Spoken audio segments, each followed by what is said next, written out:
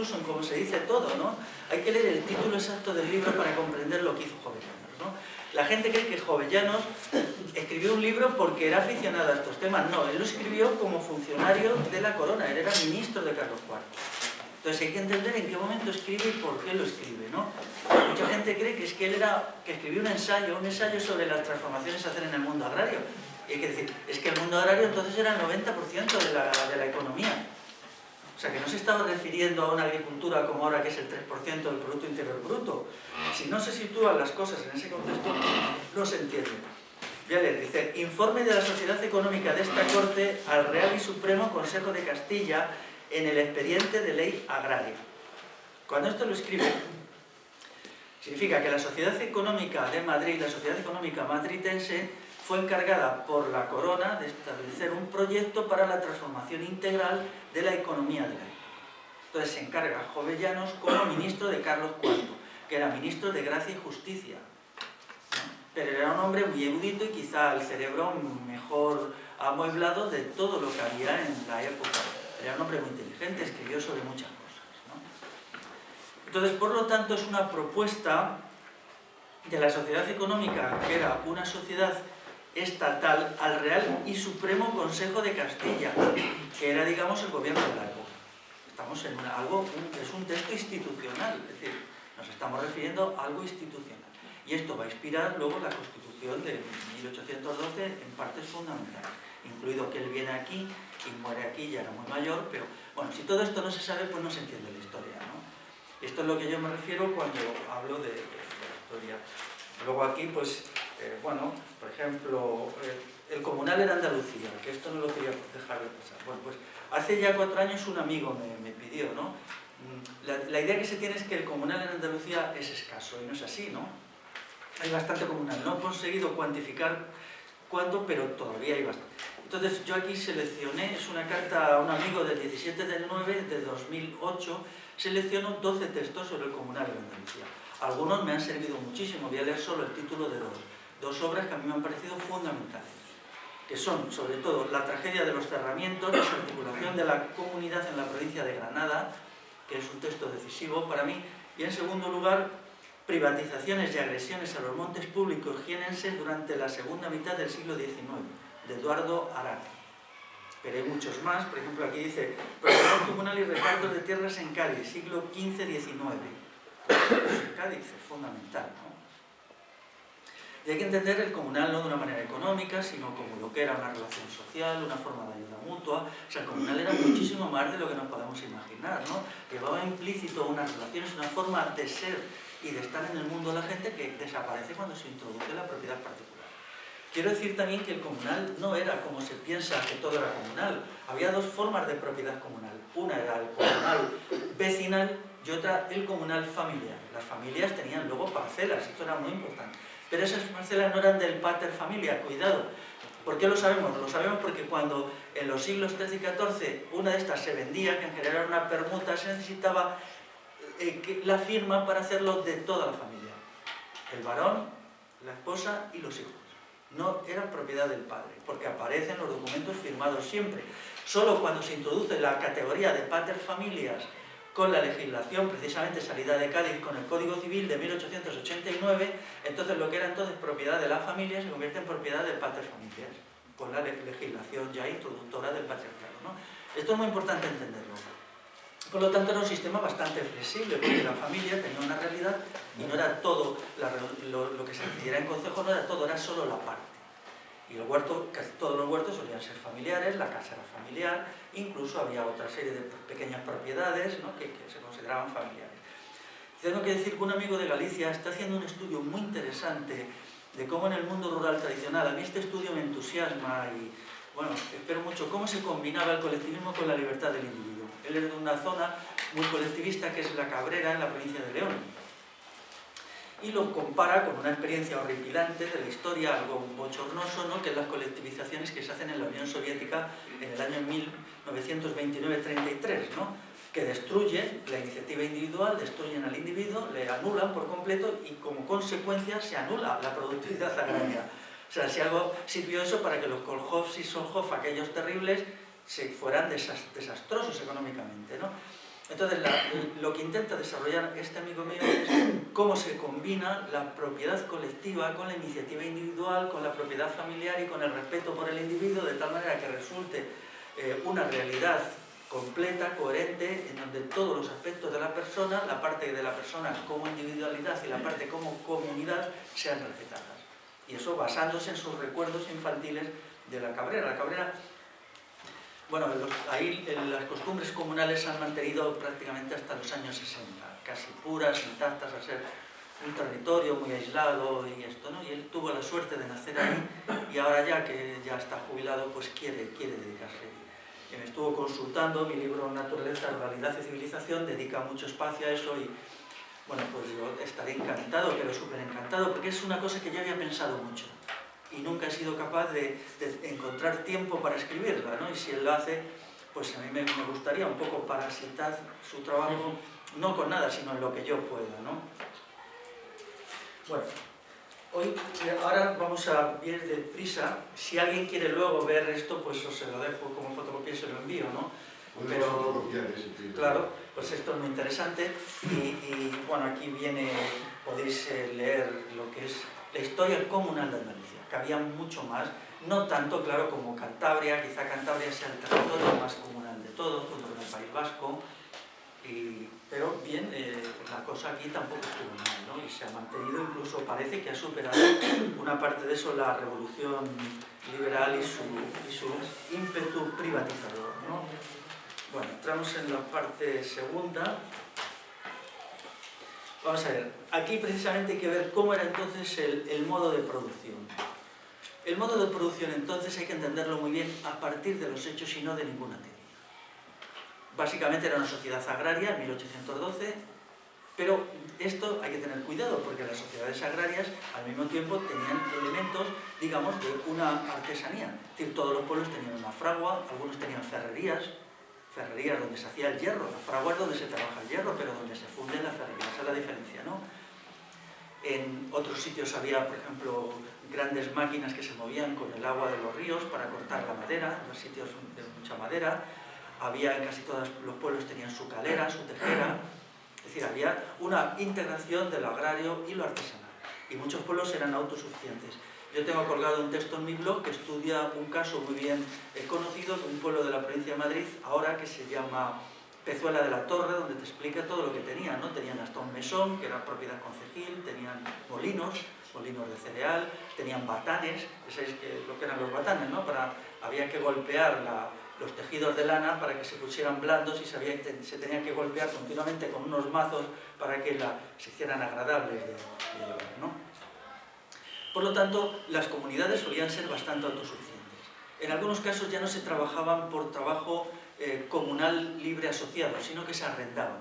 Por ejemplo, a lo mejor si había un batán, pues era una familia del pueblo la que decía, bien, yo me encargo, y el concejo le entregaba por un año esa gestión del batán. Ellos pagaban una pequeña cantidad, no siempre, no, cuidado, cuando se dice pagar, no penséis que siempre se hacía con dinero, muy a menudo se pagaba en especie. Por ejemplo, hablando precisamente con este hombre de la Cabrera, usó una expresión que yo no conocía, que eran las multas vínicas, pero sabía qué pasaba, que era cuando alguien hacía algo mal, pues el concejo le sancionaba, y esa sanción se decía, pues son 7 maravedíes o lo que fuera, ¿no? O 7 reales, pero no se pagaban reales, se pagaba en vino. O sea, luego se consumían las fiestas del pueblo y tal, y eran las famosas multas vínicas, ¿no? Si alguien hacía una cosa así. Bueno, entonces, la Constitución de 1812 introduce la propiedad privada plena, ¿no? La propiedad privada absoluta, que es la que tenemos hoy, ¿no? Antes, ¿qué existía? Existía un sistema productivo que se puede calificar de comunal, colectivista, concejil y de ayuda mutua. Es verdad que ya en las ciudades había los gremios, que a veces los gremios introducían ya unas formas extrañas de trabajo, bueno, que era una especie de precapitalismo con el patrono y con unos aprendices, pero también había más una relación familiar que una relación de explotación. Se consideraba que el aprendiz acabaría siendo maestro y luego oficial y luego maestro, ¿no? En el campo era bastante distinto, ¿no? Existía mucho trabajo colectivista, incluso hasta el siglo XX en Asturias. Yo tengo localizada aldeas en donde todo se hacía colectivistamente, o sea, las tierras eran colectivas, pero también las fraguas y tal, todo se hacía colectivamente y luego se repartía colectivamente el producto, ¿no? Y esta cuestión pues ha existido, yo cito en el libro este de Naturaleza, Ruralidad y Civilización, cito el trabajo, se acaba, tengo además en la mochila ese, un autor, tal Ferreira, que dice que él lo conocía, ¿no? Esto estaba ya en declive. Había ya formas casi capitalistas, por ejemplo, una fuente de acumulación de capital dinero, es decir, de dinero, eran los servicios al ejército. Los abastecimientos de trigo a la flota de guerra española que se hacían en el puerto de Santander crearon una burguesía comercial que compraba trigo por todas las aldeas y las llevaba allí. Como el ejército pagaba en dinero, esta gente llegó a tener bastante dinero. Incluso tenía depósitos, un depósito en Castilla la Vieja, otro en Castilla la Nueva, y luego con carretas se hacía acopio de trigo. Es curioso que en los orígenes del capitalismo juega un papel muy importante el ejército. Es decir, por ejemplo, el famoso Mendizábal, él compra bienes de la desamortización eclesiástica, distinta de la civil, compra en Andalucía una finca muy importante. Él, ¿cómo se había enriquecido Mendizábal? Se había enriquecido sirviendo al ejército. Él era abastecedor pues, de lo que necesitaba el ejército, que eran sobre todo alimentos, trigo, vino, tocino, tal, ¿no? Entonces es muy curioso cómo, si se estudia sin prejuicios ideológicos los orígenes del capitalismo, casi siempre se encuentra algo relacionado con el ejército. Algo. Claro, el ejército era un gran consumidor.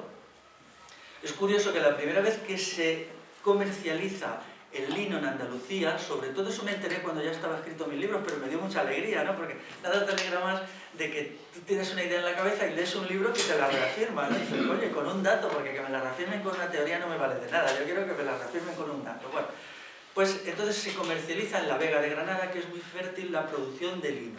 Por primera vez hacia 1760. ¿Cómo? Con un decreto de la Marina de Guerra que dice que compraría el lino a un precio bastante elevado. Necesitaban para las grandes velas de los barcos y por lo tanto lo pagaban más alto para que la gente pusiera más lino, y entonces ya se introduce en la agricultura mercantil. Ya la gente pensará, bueno, me interesa tener lino y no tomates y cebollas como antes para venderlo, ¿no? Pero el objetivo era vender al ejército para que la Marina de Guerra pudiera. Entonces, en la sociedad preconstitucional la explotación se hacía sobre todo por los tributos. Había unas clases ociosas, unas clases no productivas, que eran sobre todo la nobleza, la corona y el alto clero, que eran ociosas. Entonces estas tenían que vivir de algo, y ese algo era sobre todo el diezmo y los tributos de la corona. Luego había algunos tributos del clero, como podía ser el, ¿cómo se llamaba aquello? Lo de Santiago, ¿cómo se llamaba? La primicia de Santiago, que eran muy pequeños. Y los tributos señoriales, en contra de lo que se cree, eran muy escasos, eran más bien simbólicos. O sea, los tributos señoriales tenían poca importancia, lo gordo era los de la corona. La burguesía era muy débil, no existía burguesía industrial, no había prácticamente fábricas más allá de estas militarizadas, que eran los astilleros y poco más, quizá la producción de cañones. Había muy escasa burguesía agraria, como había muy escaso proletariado agrario, porque para ser jornalero tiene uno que estar desposeído, pero en la época ya solo ser vecino te daba derechos a participar en el comunal del pueblo. El comunal era mucho. Es decir, porque a veces ves estudios hechos por gente con poco cerebro que dicen, es que en este pueblo nadie tenía tierra, claro, porque eran comunales. Nadie las tenía como propiedad particular, pero las comunales te permitían tener ganado, llevar el ganado a pastar, te permitían sacar madera para hacer las casas o repararlas, hacer tejas, sacar piedra, es decir, recoger frutos, tener en cuenta que los frutos silvestres eran una parte muy importante de la alimentación, sobre todo la bellota, la castaña, el ayuco, donde había haya, pero también la recogida de hongos y la caza. Era muy rica, y también la miel. La miel era fundamental.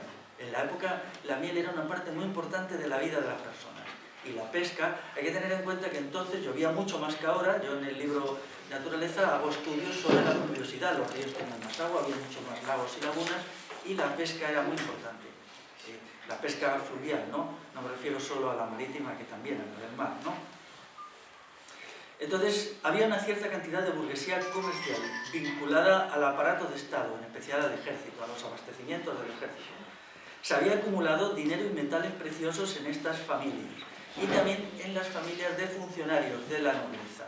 Hay que tener en cuenta que, por ejemplo, los funcionarios de la corona, yo eso lo estudié muy curiosamente desde el siglo XV, ¿no? Ves cómo familias reciben emolumentos muy fuertes de la corona por ser el que escribanos, por ejemplo, o por ser visitadores del rey. Entonces estos recibían mucho dinero que luego compraban trozos de tierra cuando los concejos estaban endeudados. Llegaban y compraban un trocito y lo utilizaban ya como propiedad suya o compraban casas en las ciudades, ¿no? Pero lo que encontramos en el fondo siempre es el Estado. El Estado era el dador de dinero que luego se utilizaba y a partir de ahí se fue destruyendo las propiedades colectivas, ¿no? Es verdad que algunas propiedades del clero estaban parcial o totalmente trabajaban por asalariados. Había una especie de familias de trabajadores que vivían en monasterios y allí trabajaban para esto desde generaciones, quizá, pero no se pueden considerar y no eran siervos, eso es una cosa, ellos tenían libertad de circulación, si querían lo dejaban y punto. También es verdad que dentro del clero, sobre todo en el clero regular, que se regía por reglas, todavía se hacía trabajo asalariado. Había algunos monasterios en donde los monjes, los frailes hacían trabajo de copia de libros y a veces todavía trabajaban en el huerto, no eran totalmente parasitarios, no eran clases ociosas completamente, ¿no? La propiedad absoluta capitalista era bastante escasa, había alguna, quizá, es muy difícil, ¿no? ¿Esto qué quiere decir?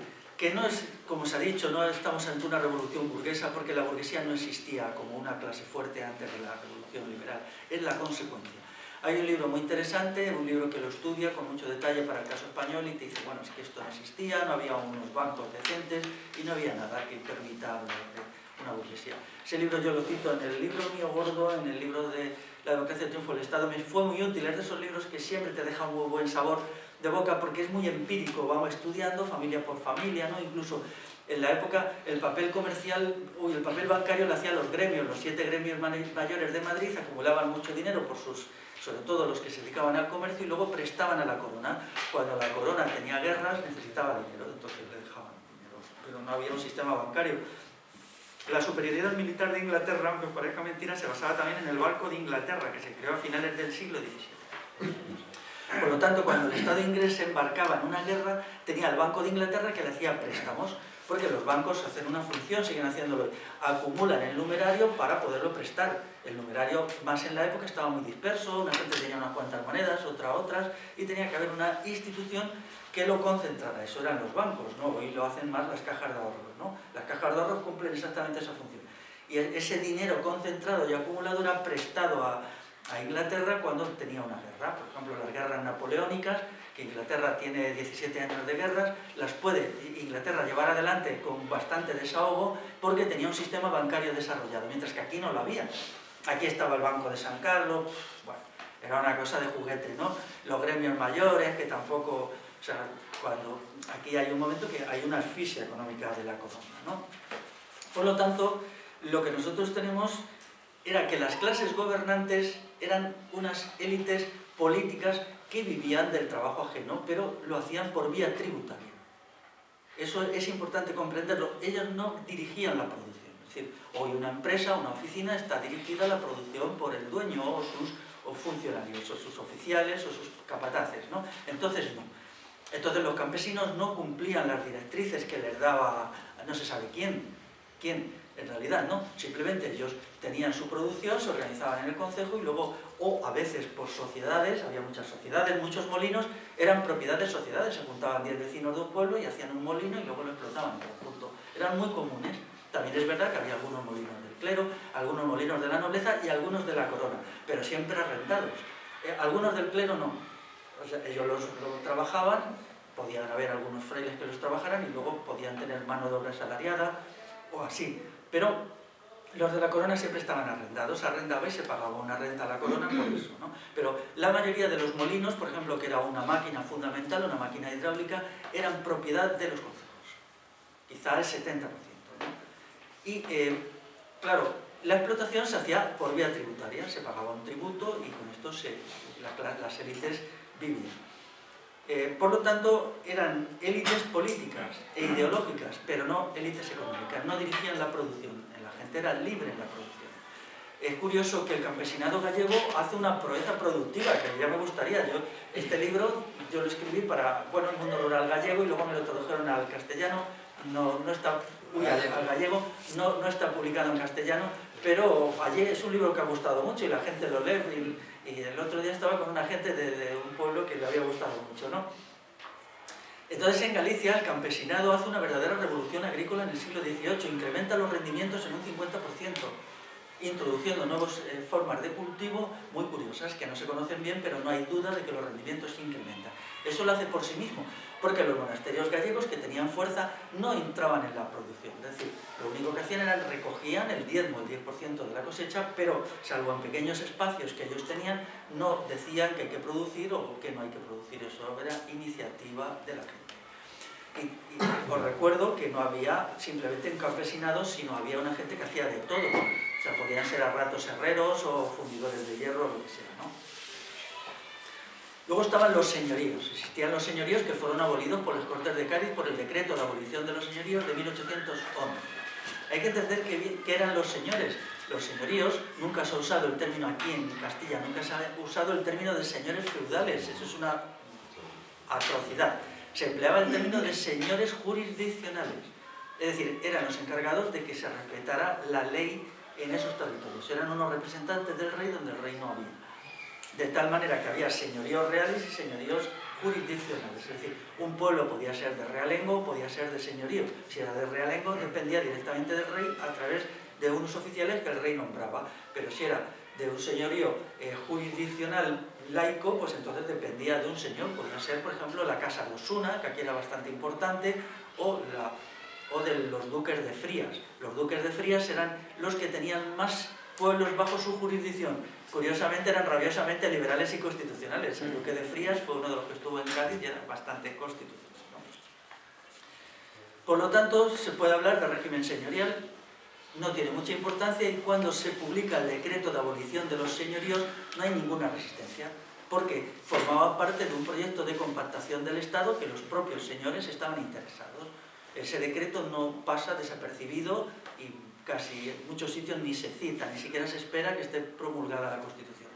Ya en el siglo XVIII la corona había llevado adelante un proceso de reversión de los señoríos a la corona. Es decir, por ejemplo, se cogían ciertos señoríos y ya no se permitía que los señores siguieran allí, sino que se incorporaba a la corona y los reyes lo nombraban allí.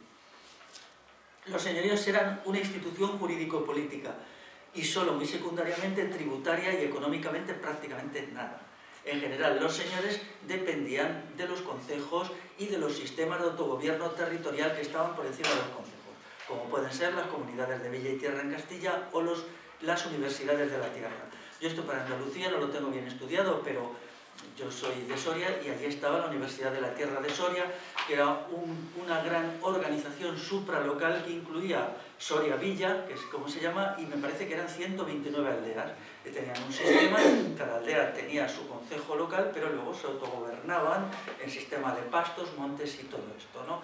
Es curioso que el estudio que dice que existía la Universidad de la Tierra de Soria, que también quizás se pudo llamar de otra manera, anteriormente en la Edad Media, dice cuando se disuelve que la Constitución de 1812 no permitía eso, solo permitía el gobierno de Madrid, los gobiernos provinciales y los ayuntamientos, se produce una destrucción frenética del Monte Alto. O sea, es un desastre medioambiental.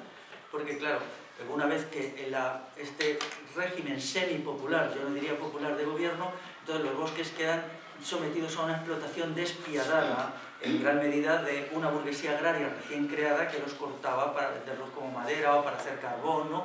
O los privatizaba de muy mala manera. Es curioso este libro, yo ya lo sabía, pero un libro que cito, ¿no?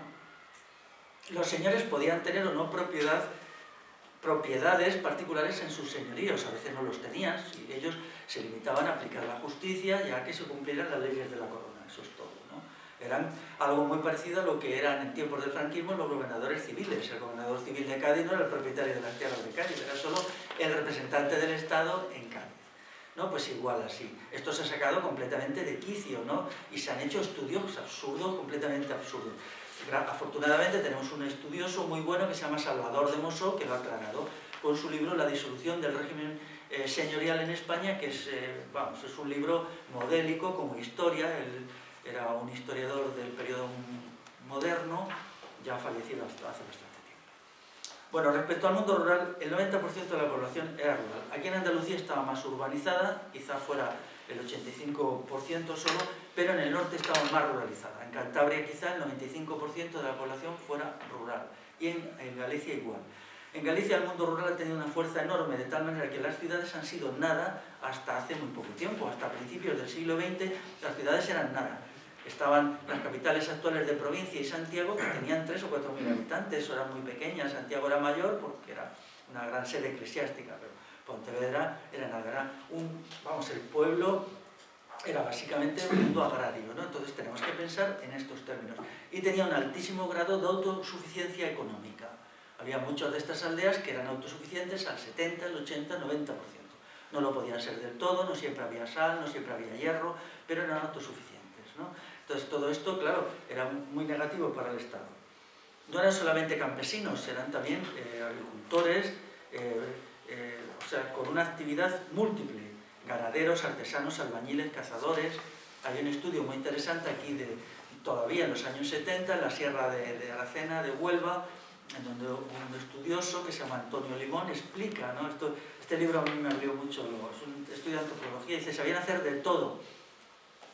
Dice, sabían atender un parto, sabían todos los procesos de la vida, agricultura, ganadería, todo, construir sus casas, a veces sabían también trabajar la fragua, hacer su ropa, y luego sabían enterrar a sus muertos. Dicen, lo sabían hacer todo. Y claro, la conclusión que sabemos hacer nosotros, ¿no? O sea, claro, realmente, ahora ya todo lo hemos delegado a través del dinero, ¿no? Delegamos y pagamos, ¿no? Pero bueno, en el acto de delegar estamos delegando unos saberes, ¿no? Y a este hombre le maravillaba lo que sabían hacer, ¿no? A mí también me ha maravillado conocer, por ejemplo, cómo sabían hacer las mujeres todo el proceso de la ropa, desde plantar el lino hasta la camisa, que es complicadísimo, ¿no? Que son casi 30 operaciones, 20 y tantas, como sabían, desde plantar el lino hasta la camisa, ¿no? ¿En Aracena? ¿Aracena? Sí, en la sierra de Aracena, sí, de Huelva. Ese es un estudioso, él fue, me parece, el fundador del Museo de Antropología de Sevilla en los años 60 y tiene un estudio que a mí me iluminó mucho, ¿no? Porque es muy interesante. Bueno, sobre que fuera revolución burguesa tenemos que decir que en primer lugar no había una burguesía fuerte, había eran formas semiburguesas, no había una clase de propietarios ya constituida, sino que se hizo después. Una burguesía real, en el sentido real del término, no existe hasta mediados del siglo XIX. Y es sobre todo consecuencia de las transformaciones políticas y económicas que impulsa la Constitución. El principal modo de explotación era el tributario, no el trabajo asalariado. Es decir, el burgués se lucra con el trabajo asalariado, es decir, él se queda con un trabajo. Allí no.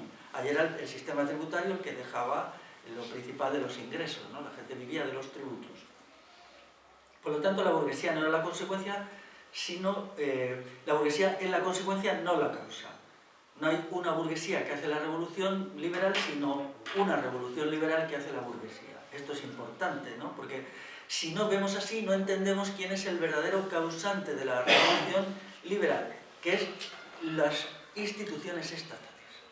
Incluso sociológicamente aquí vemos que la Constitución de Cádiz la elabora, en primer lugar, gente del ejército o ligada al ejército. Eso pueden ser 40-45% si estudiamos a fondo los que aparecen como funcionarios y tal, ¿no? Luego, el clero, que es el 30%, y luego, sobre todo, abogados, que era una forma de ser funcionarios del Estado. Luego hay unos cuantos comerciantes, no muchos, quizás no lleguen a media docena de los diputados gaditanos, y unos pocos que son calificados como gente pudiente, quizás fueran comerciantes que se dedicaban, no sé, o eran americanos, no sé, eso no he conseguido saber lo que eran, ¿no? Por lo tanto, lo que destruye o ataca la Constitución no era ni un mundo feudal, que no existía, puesto que había una legislación unificada. Ya os digo, los señores podían ser pleiteados, se podían pleitear contra el señor jurisdiccional si él no cumplía una ley. Había una ley que era objetiva para todos, se podía pleitear contra la corona. O sea, si alguien se consideraba perjudicado un pueblo, pues se pleiteaba contra la corona y ya está, porque había unas leyes y esas leyes están escritas.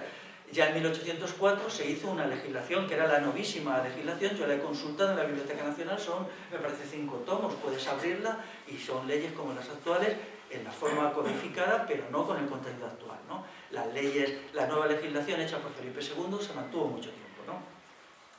Y tampoco se puede hablar de revolución burguesa porque no existía la burguesía.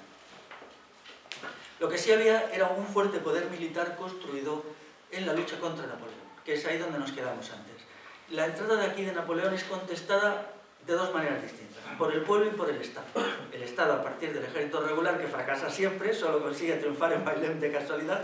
Todas las demás batallas que libra el ejército regular, las de Ocaña, Espinosa, los Monteros, pierde porque la gente, los soldados, no confiaban en los oficiales del ejército regular. Aquí aparece el problema del conflicto pueblo-Estado, que va a marcar la historia contemporánea de España como ningún país europeo, y es la causa última de la guerra civil. Haceros una pregunta: ¿por qué en ningún país europeo ha habido una guerra civil más que aquí?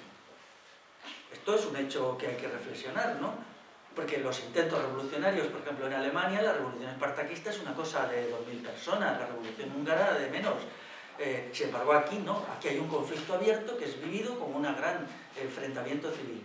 Bueno, pues eso lo veremos mañana, pero hoy puedo decir, hay unas constantes en la historia y una de ellas es un divorcio entre el pueblo y el Estado como no ha habido en ningún territorio europeo. Y eso viene de la revolución de la Alta Edad Media. O sea, y entonces el Estado no aparece legitimado, y eso sucede, por ejemplo, en las batallas como Espinosa de los Monteros contra las tropas napoleónicas. El soldado de a pie no se considera identificado con sus oficiales y combate mal. Y esa misma gente que eran completamente ineptos combatiendo en un ejército regular, eran fabulosos combatiendo en las guerrillas. O sea, y eso hay una dicotomía que no se puede explicar. Entonces las guerrillas eran lo suyo, ellos confiaban en la gente de las guerrillas y lo hacían. Pero hay que tener en cuenta, las guerrillas no eran grupos de 15 personas, los destacamentos guerrilleros podían a veces ir entre 2000 y 8000 personas. O sea, permanentes, pero cuando había un momento difícil se podían juntar mucha más gente, ¿no? Hay un estudio muy bueno hecho por un historiador norteamericano que lo aclara, que se llama La guerrilla española y la derrota de Napoleón. Él estudia la guerrilla navarra, por lo tanto, la palabra español está mal usado, tendría que decir la guerrilla navarra. Pero si estudiamos el caso del empecinado, es muy curioso. En el caso del empecinado, él combate en la provincia de Guadalajara y crea una guerrilla superpotente que, bueno, va a ser el tormento de Napoleón, ¿no? Incluso en un momento ellos están a punto de hacer prisionero al rey José I. José se escapa a uña de caballo, ¿no? Le tienden una emboscada y se le tiran encima con los caballos y él escapa, ¿no? Pero, bueno, ellos tenían un poder militar enorme. ¿Pero por qué? Porque eran el pueblo en armas, ¿no? Sin embargo, cuando el empecinado traiciona la causa popular y se hace constitucionalista a partir de 1820, en los mismos pueblos que le habían dado todo era hombres, ayuda de toda la población, las mujeres incluidas, dinero, alimentos, armas, de todo, se le niega. Entonces es curioso que él recorre las mismas zonas donde él ha combatido a las tropas napoleónicas y se le cierran las puertas. Hasta tal punto que él se amarga, y en un pueblo, esto es muy importante, de la provincia de Cáceres, cuando ya la gente prácticamente le escupe, él pierde los nervios y manda que fusilen a 10 o 12 vecinos, ¿no? Él en nombre de la Constitución. Y esto ya hace un divorcio total, entonces él se tiene que ir. Luego tiene un enfrentamiento con Fernando VII, le detienen y Fernando VII le mata. Es muy curioso, ¿no? Esto es un hecho que se oculta, ¿no? Porque, claro, él anteriormente era imbatible. Él empieza siendo un guerrillero de poca monta y acaba combatiendo a los franceses. Por ejemplo, en la batalla de Alcalá de Henares él ya tiene artillería y obliga a los franceses prácticamente a encerrarse en Alcalá. O sea, hay un momento que los franceses no pueden mantenerse. Tenían aquí más tropas que en el resto de Europa. Llegaron a tener 350.000 soldados en la península ibérica, ¿no? Entonces, claro, aquí vemos una gran potencia de lo popular y una gran debilidad de lo estatal. Y ese es el conflicto que la Constitución quiere resolver. Que luego, claro, pero lo popular no es tan bueno como parece, porque no tenía visión estratégica. No podemos dejarnos llevar a una visión populista, porque realmente, si pudiéramos resucitar a la gente de las guerrillas en el año 1813, le dijéramos: ¿vosotros qué pensáis hacer luego? A ver. O sea, cuando echéis a Napoleón, ¿qué vais a poner? Ellos no tenían un proyecto estratégico, no habían pensado, no tenían un proyecto de transformación de la sociedad, y por lo tanto el Estado sí lo tenía. Y entonces el conflicto, cuando viene, los conflictos en la historia los gana quien tiene proyectos estratégicos e ideas de conjunto. No basta con combatir bien y tal, porque eso no es suficiente. Bueno. Entonces el fuerte poder militar que se ha constituido es la oportunidad para imponer la Constitución. O sea, no casualmente es cuando se ha conseguido crear un aparato militar fuerte con el pretexto de la guerra contra Napoleón, cuando se impone la Constitución. Y la Constitución surge de esa situación. Los antecedentes internacionales, ya os he dicho antes, la Declaración de Derechos inglesa, Estados Unidos, etc., ¿no?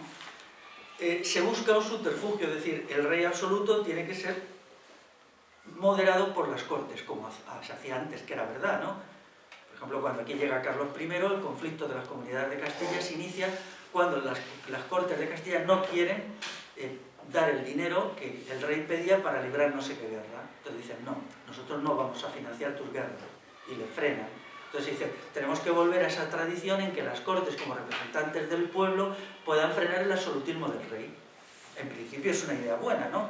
Pero claro, la pregunta es, ¿por qué tiene que mandar las cortes o el parlamento? ¿Por qué no nos organizamos a nivel de base en las asambleas concejiles? ¿No? ¿Por qué tiene que ser una instancia supralocal difícil de controlar? ¿No? Y entonces ahí surge ya otra diferencia, que alguna gente se entiende que la tradición municipalista es mejor que la tradición de las cortes, cuando además las cortes en su origen solo había sido una reunión de municipios. Los orígenes de las cortes son oscurísimos, pero muy probablemente fueran una reunión de municipios, ¿no? Solo una. Sí. Bueno, pues entonces vamos a leer algunas cositas de la Constitución para que veáis y lo dejamos. La Constitución, vamos a ver, dice: Constitución Política de la Monarquía Española promulgada en Cádiz el 19 de marzo de 1812. Y dice, artículo 1, la nación española es la reunión de todos los españoles de ambos hemisferios. Tela. O sea, luego dice, de los territorios de las Españas. Y bueno, dice, el territorio español está formado por Castilla la Vieja, estoy de acuerdo, Asturias, bla, bla, bla, todo eso. Pero luego dice, Yucatán, Isla de Cubas, las Floridas, Isla de Santo Domingo, Puerto Rico, Venezuela, Perú, Chile, Río de la Plata, Pacífico y Filipinas. Un proyecto colonialista continuista, ¿no? Ya veis que no hay ningún proyecto de decir, bueno, vamos a dejar a diferenciar entre las colonias, ¿no? De hecho, todo se hacía para mantener las colonias, ¿no? Artículo 4, dice, la nación está obligada a conservar y proteger por leyes sabias y justas la libertad civil, la propiedad y los demás derechos legítimos de todos los individuos que la componen. Se olvida la libertad de conciencia y la libertad política, es fundamental. Significa que para los redactores la libertad civil y la propiedad son lo mismo. Esto es un reduccionismo intolerable. Es obvio que, bueno, pues la gente, si llevamos una camisa, tenemos que tener una garantía de que no nos la quiten por la calle, eso que pasa más frío. Tiene que haber un cierto grado de propiedad privada, pero no se puede reducir la libertad civil a la propiedad privada, porque un componente fundamental de la libertad civil es la posibilidad de establecer relaciones no políticas con los demás decididas, que es lo que se hacía en las reuniones concejiles, cuando se establecía cómo gestionar el monte del pueblo, que es una cuestión, y se establecía por consenso dentro de la propia asamblea, ¿no? Entonces, cuando se reduce la libertad civil al respeto de la propiedad, nos estamos derivando hacia una concepción burguesa, en donde solo interesa la propiedad y el dinero, y no las relaciones entre las personas de otra naturaleza, ¿no? Luego dice, todo español está obligado, daros cuenta de lo que dice esto, a ser fiel a la Constitución y obedecer las leyes, que es lo mismo, claro, porque si la Constitución y las leyes son lo mismo, y a respetar las autoridades establecidas. Podría decir, a respetar las autoridades establecidas siempre que uno pueda constituirse en autoridad. Es decir, que las autoridades y el pueblo sean la misma cosa, ¿no? Podría haber establecido una norma diciendo las autoridades no pueden diferenciarse del pueblo, y el pueblo y las autoridades tienen que ser la misma cosa. Eso no aparece. Dice, está obligado asimismo todo español a defender la patria con las armas cuando sean llamados por la ley.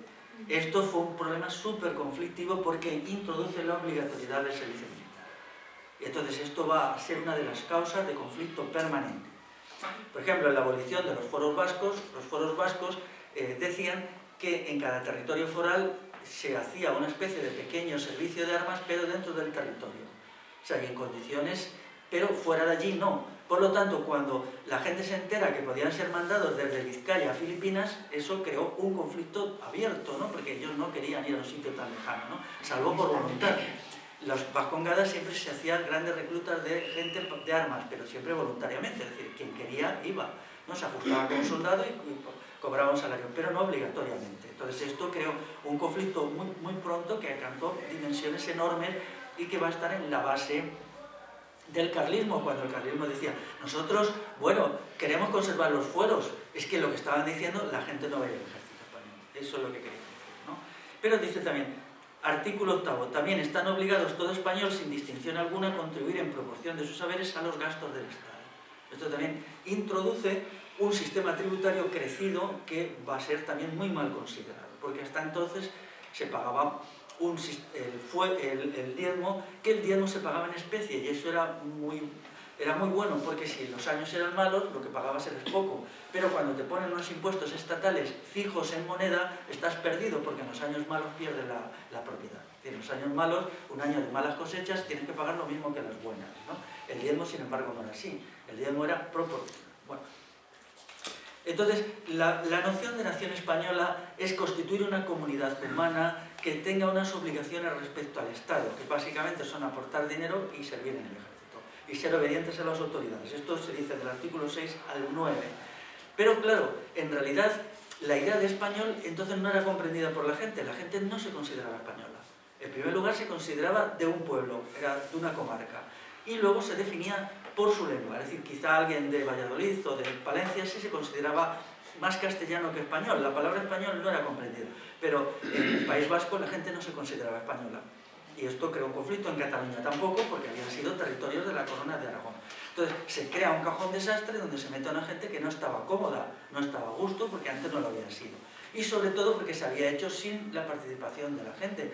Es trágico, por ejemplo, como yo digo en un texto, que cuando entra en vigor la Constitución del 7 de marzo, la Constitución de 1812, el 7 de marzo de 1820, los vascos esa mañana se levantan vascos y se acuestan españoles.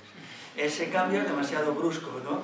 Y claro, luego se extraña que allí hubiera una fuerza del carlismo muy grande, ¿no? Porque daros cuenta que los fueros vascos tenían algunos 400 años, que eran leyes de cualquier cosa, que es una atrocidad y un atropello abolirlos de un plumazo. De hecho, luego no pudieron abolirlos, tuvieron que medio admitirlos. O sea, por ejemplo, el Fuero General de Navarra, que queda abolido y anulado, igual que las Cortes de Navarra, fue escrito hacia 1245. No se puede llegar alegremente a decir, bueno, que es un libro de leyes que yo no apoyo, pero bueno.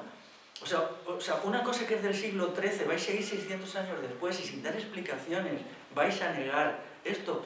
Claro, realmente se comprende que Navarra fuera una de las cunas del carlismo y de la resistencia. Bueno, todas estas cuestiones se hicieron con poca visión. O sea, se podía haber hecho una fase de transición. Luego veremos que eso es lo que pretendía el carlismo por un lado y por otro el republicanismo de Joaquín Costa. Es decir, nuestra brusquedad, que ellos tuvieron que basarse en un aparato militar muy potente, pero claro, el pueblo también era muy potente y se les contesta. Entonces esto abre un abismo de enfrentamiento en la sociedad.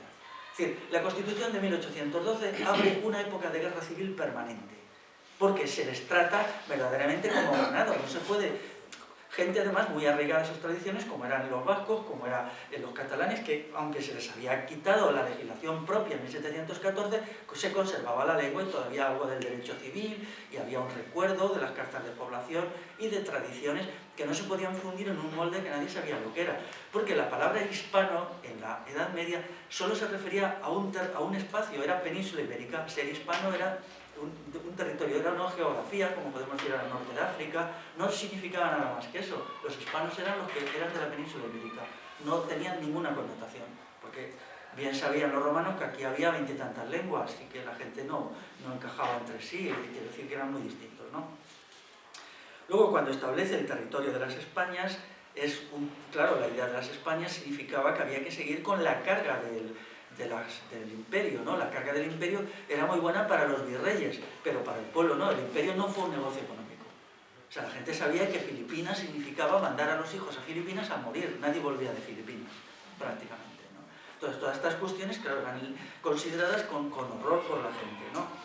Luego establece los sistemas de gobierno, las condiciones de la ciudadanía, ¿no? Ahí el artículo 13 dice: el objeto del gobierno es la felicidad de la nación, puesto que el fin de toda sociedad política no es otro que el bienestar de los individuos que la componen. Bueno, esto es una copia de la Declaración de Independencia de Estados Unidos, que dice aquello de que los hombres tienen derecho a la vida, a la libertad y a la búsqueda de la felicidad, ¿no? Y que esto es una cosa súper polémica, ¿no? ¿Por qué a la búsqueda de la felicidad y no a la búsqueda del bien moral? ¿Por qué tienen que imponer esa meta y no otra? ¿Por qué tenía que ser una sociedad amoral y felicista y no una sociedad moral y afelicista, ¿no? Ellos no tenían derecho a meterse en estas cosas. ¿Por qué los gobernantes tenían que decirle a la gente cómo tenía que ser? Si nosotros nos atenemos a la filosofía clásica griega, tenemos por un lado la escuela hedonista y la escuela felicista o humanista, pero por otro lado tenemos los cínicos que rechazan la idea del placer, los estoicos también, y el pensamiento cristiano también, que es una herencia de todo esto, ¿no? Entonces, ¿por qué ellos admiten una escuela filosófica y no otra? Realmente, un orden político no tiene por qué introducir ninguna ideología. Yo al menos aspiro a una sociedad libre en la cual se organice lo mínimo posible la vida colectiva, pero luego haya posibilidad de muchas formas de entender la vida y muchas ideologías. Un régimen político no puede imponer una idea a la gente, y no puede imponerle la idea de felicidad, tampoco la contraria. Realmente, el artículo 13, ¿qué dice? Que no se respetaba la libertad de conciencia. Supongamos que alguien era muy dado a leer lo que dice Diógenes Laercio, el filósofo griego, sobre los cínicos. Se hubiera sentido muy molesto con esta invitación a la felicidad. ¿Por qué tenemos que ser felices y no afelices? O cualquier otra cosa, ¿no? Entonces, claro, esto no podía, ¿no? Esto no... Y esta cosa... Bueno, luego continúa, el texto es muy largo, ya dije 384 artículos, luego se hace aburrido, luego incluye sobre el rey, sobre... Hay una parte aquí interesante al final, por ejemplo, de las secretarías de Estado y despacho. Dice, las secretarías de despacho serán 7, esos eran los ministerios de la época. Ahora tenemos 17, daros cuenta cómo ha crecido el Estado. Entonces eran, bueno, pues los cita aquí, Secretaría de Despacho de Gracia y Justicia, Secretaría de Despacho de Hacienda. En realidad el único importante era el del Ejército. O sea, todos los demás eran bastante prescindibles, y de hecho en los presupuestos estatales del siglo XIX el presupuesto de guerra era el 70% de los ingresos del Estado, ¿no? Seguido del clero, que era el inmediatamente posterior, ¿no? Luego traduce sobre los tribunales. Hay una cuestión importante que es la cuestión de la Inquisición. La Inquisición siempre fue una institución de la corona. Por ejemplo, se usó para cuestiones ajenas, cuestiones religiosas, porque la religión era entonces un asunto del Estado, pero también para cuestiones ajenas al Estado, como era, por ejemplo, la falsificación de moneda era perseguida por la institución. Pero la Inquisición llegó un momento que era una policía relativamente débil. Entonces se sustituye, la abolición de la Inquisición se hace para introducir una policía fuerte. Los gritos de los liberales exaltados, que eso no se cuenta a la gente y es una vergüenza, era abajo la Inquisición y viva la policía. O sea, los panfletos, ¿no? Por lo tanto, la abolición de la Inquisición no fue para establecer un sistema de libertad civil, sino para sustituirlo por una policía más potente, que es la que ya establece la Constitución de 1812, que se llama Milicia Nacional, que luego se crea otra nueva policía, que es la policía gubernativa, policía secreta. La policía gubernativa no va de uniforme, bueno, que ya había habido algo en Madrid, pero se generaliza a todo el territorio, que se crea en 1828 y que se vive todavía, ¿no? Está ahí. Entonces, hay que tener muy en cuenta esto, que no... Claro, se dice, bueno, pero la abolición de la Inquisición permite la libertad de expresión, en las condiciones, sí, en las cuales quien tenía medios para publicarse libros, ¿no? Y esto no afectaba nada a las clases populares que tenían una cultura oral y no una cultura escrita. Tenéis que tener en cuenta que la sabiduría popular no se escribía, por desgracia. Solo la escribían algunos eruditos, pero que incluía muchísimos elementos desde sabiduría de agricultura, sabiduría sobre cuestiones de la vida. Lo único que nos han llegado son los refranes, pero había una riquísima sabiduría popular que hoy está totalmente perdida. De tal manera que en esa sociedad dual, pueblo-estado, había cultura popular, cultura erudita, que a veces se encontraban. Un gran encuentro entre la cultura popular y la cultura erudita es el Quijote. Hay una frase de Don Quijote, aquella que dice: las cabañas hacen filósofos y no sé qué, ¿no? Él se impresiona del nivel de reflexión filosófica de Sancho Panza y hace una frase, ¿no? Las cabañas hacen filósofos y las aldeas eruditos, o algo así, ¿no? Desgraciadamente hoy eso ha desaparecido. Ya no hay una cultura popular autónoma. Todo depende de la cultura erudita. Esto es una desgracia, esto es un desastre. Esto es un desastre, algo que ha pasado y lo ha hecho la Constitución de 1812, porque al introducir la escuela estatal fue eliminando las condiciones para que se desarrollara la sabiduría popular. Y esta se ha perdido.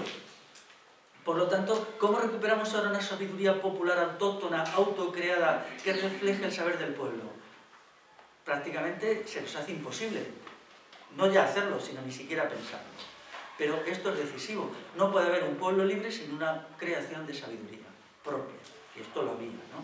¿Que esa sabiduría era limitada? Sí. ¿Que estaba muy vinculada a la sabiduría erudita porque se intercambiaba? Ahora una de las cuestiones que hay, por la cual hay tanta pobreza cultural, es porque no hay una fecundación mutua. Eso el Quijote lo ves como hay dos vías de sabiduría, ¿no? Bueno, luego establece cómo se van a ser los tribunales, la administración de justicia en lo civil, la administración de justicia en lo criminal, los ayuntamientos se eliminan, no hacen ninguna referencia al concejo. El concejo abierto es sustituido por los llamados ayuntamientos constitucionales, que eran solo elegidos por sufragio restringido. El sufragio restringido era un 5 o un 6% de varones. Las mujeres al 100% quedaban excluidas de la vida política y los hombres al 94%.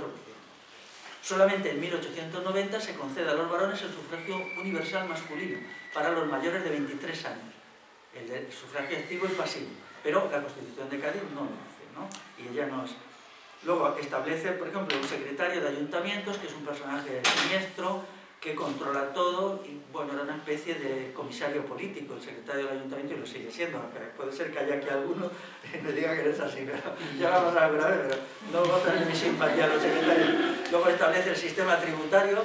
El sistema tributario, bueno, pues era un tributo como el actual, un tributo en dinero, que eso fue catastrófico para la sociedad rural. Al pagar tributos en dinero y no en especie, eso empobreció a la sociedad rural. La introducción del dinero y la monetarización. Luego explica cómo será la Fuerza Militar Nacional y el capítulo 2 del título 8 se titula de las milicias nacionales. Y aquí es donde incluye en 4 artículos la organización de la milicia nacional, que luego hay un reglamento de la milicia nacional. Esto es la creación del Estado policial. Hasta entonces había los Mossos de Escuadra, que era una policía rural, y unos grupos por ahí, bueno, había los Migueletes, una gente un poco pintoresca más que nada. Había como 7 o 8 grupos policiales que pintaban un poco. Pero la persecución, incluso de bandidos y tal, se hacía por la gente. La gente, cuando había un conflicto, una cuestión, un robo y tal, pues salían los vecinos detrás de quienes los habían hecho y se hacía una justicia más o menos popular, de acuerdo a algún derecho constitucional o alguna cuestión, ¿no? Entonces, el título 8 fue el que realmente chocó con la gente, que se titula Capítulo 1 de las tropas de continuo servicio, o sea, del ejército. Capítulo de las milicias nacionales. Y aquí ya, claro, que esto, una sociedad policial, bueno, eso era muy grave. Luego, el título 9 es de la instrucción pública. Dice, el plan general de enseñanza será uniforme en todo el reino. Esto leído en los territorios no castellanos, que en la época eran aproximadamente el 50%, claro, ¿qué quiere decir que será uniforme? La lengua será el castellano, no se respetarán las particularidades locales, no se estudiará la historia de esos territorios, se pondrá... Claro, la gente esto no lo tuvo que ver con mucha simpatía, porque significaba la destrucción de su cultura. La destrucción de su cultura y la imposición. Daros cuenta que probablemente en el País Vasco, en 1812, solamente hablaba castellano muy probablemente el 20% de la población. El 80% no lo entendía. O lo entendía malamente, lo entendía justo para las conversaciones de calle. Y mucha gente no lo entendía nada. Quizá el 50% no entendía nada. Y en Cataluña pasaba igual, y en Galicia, y en algunos otros territorios, por ejemplo, el Bable, eso... en Zamora hay un territorio que hablan una lengua propia que se llama el pachueco. Yo conocí a un chaval que hablaba pachueco y me estuvo explicando que el pachueco se hablaba en la zona de la comarca de Sanabria y que todavía lo hablan como 20 pueblos, ¿no? Pero se avergüenzan tanto de hablar ese idioma que no lo quieren hablar delante de extraños y entonces las generaciones jóvenes no se lo han enseñado y es un idioma que se está muriendo ahora. Y parece ser que no es ni portugués, sino es una mezcla de portugués, el antiguo idioma leonés y no sé qué más, ¿no? Y es muy sorprendente, ¿no? Bueno, puede parecer ridículo que haya un idioma de 20 pueblos, pero era su idioma, ¿no? Ellos se entendían en ese idioma. Entonces, no se puede hablar de respeto y de cuando no se estaba respetando nada, cuando se estaba imponiendo el idioma. O el mismo, la fabla aragonesa. Hace poco estuve en Zaragoza y vi un cartel de una manifestación escrito en fabla aragonesa. Parece que hay allí colectivos que quieren recuperar la fabla aragonesa, que está prácticamente extinguida, pero bueno, me gustó mucho. Me sorprendió que era una convocatoria, una manifestación, ya os digo. Y bueno, pues lo de la estación pública, ¿ves? Dice, aquí se introduce en el artículo 371 la llamada libertad de imprenta. Pero bueno, la libertad de imprenta era para, en todo caso, la gente que escribía libros, ¿no? Los que no. ¿Qué ha sido la libertad de imprenta? Una forma hábil de manipular la conciencia de la gente. La conciencia de la gente es manipulada por un chorro permanente de publicaciones sin pie ni cabeza. Es decir, antes había más autocontrol, ahora ya no. Entonces se juega la manipulación de las mentes a través de la imprenta, ¿no? Y luego al final dice de la observancia de la Constitución y modo de proceder para hacer variaciones en ella. Bueno, entonces, ¿cómo se podía reformar la Constitución? De hecho, nunca se reformó y se hizo otra en 1837. Bueno, pues esto muy deprisa, desgraciadamente, es la Constitución, ¿no? Quería acabar con una idea. Vamos a ver, en 1812 efectivamente hacía falta una revolución, pero esa no podía ser liberal ni constitucional. Tenía que ser una revolución popular. Una revolución que construyera una sociedad completamente popular, esa es mi versión. Lo que se intentó hacer en la Alta Edad Media y no se logró del todo, porque al final en la Alta Edad Media se permitió que existiera la institución de la corona. Eso fue un error histórico del cual ahora pagamos las consecuencias, ¿no? Pero, bueno, se tenía que haber hecho, no tenía por qué haber habido estamentos privilegiados, clases ociosas, ni nada de esto, ni ejércitos permanentes.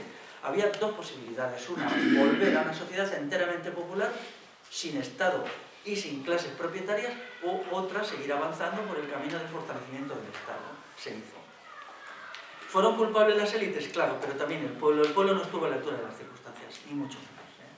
El pueblo no hizo bien lo de la guerrilla, en parte solo bien, y el resto no lo hizo bien. No se preocupó de hacerse responsable de la totalidad de la vida del país como debía haber hecho. Y permitió que unas élites juzgaran por ellos. El hecho de que la mayoría de los jefes guerrilleros traicionaran la causa popular haciéndose constitucionalistas, no solamente el empecinado, sino Mina, que había sido el jefe de la guerrilla navarra, que luego fue uno de los criminales peores. Mina, cuando jefe del ejército constitucional, fue un criminal de guerra que debería hoy incluso juzgarse las cosas tan atroces que hizo, pues él fue el que dirigió la guerrilla navarra, ¿no? Y bueno, pues daros cuenta que trágica es la historia, que la misma gente que en un momento dado es apoyable, unos años después solo, pero muy pocos, 7 años después, los ves haciendo verdaderas barbaridades, ¿no? Cuando dice Mina, ¿qué nombre es exactamente? Bueno, hubo dos Minas, Mina el joven, que ese solo estuvo un tiempo en la guerrilla, yo entiendo que ese es Pozimina, el jefe de la guerrilla navarra. ¿Te refieres a Espoz y Mina por concreto? Sí, claro. Es que hubo dos Minas, hay un lío, ¿no? Yo me refiero en cualquier caso al jefe de la guerrilla navarra. Bueno, lo dejamos aquí en media prisa y si queréis podemos hablar de algunas cosas. Lo he preparado mucho más largo del tiempo. Me he dejado de impresionar por 8 horas, pero aquí hay mucho más.